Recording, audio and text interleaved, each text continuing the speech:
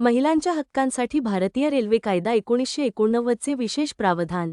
भारतीय रेल्वे कायदा 1989 अंतर्गत गरोदर महिला व एकल महिलांना प्रवासादरम्यान दिलेले हक्क आणि विशेष प्रावधानांविषयी काही महत्त्वपूर्ण बाबी स्पष्ट केल्या आहेत. गरोदर महिलांसाठी लोअर बर्थ आरक्षण. भारतीय रेल्वेने गरोदर महिलांना सोयीसाठी लोअर बर्थचा विशेष अधिकार दिला आहे.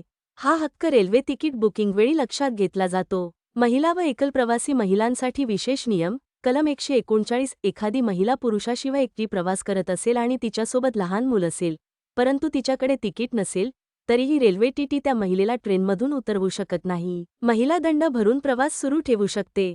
तिच्याकडे दंड भरण्यासाठी पैसे नसले तरी प्रवास करण्याचा तिला अधिकार आहे, फक्त अतिशय गंभीर कारणांमुळेच, आणि महिला कॉन्स्टेबल सोबत असल्यास दिवसाच्या वेळी स्टेशनवर महिलेला उतरवता येते. महिलांसाठी राखीव डब्यात प्रवेश. कलम 311. भारतीय रेल्वे कायद्याच्या कलम 311 नुसार महिलांसाठी राखीव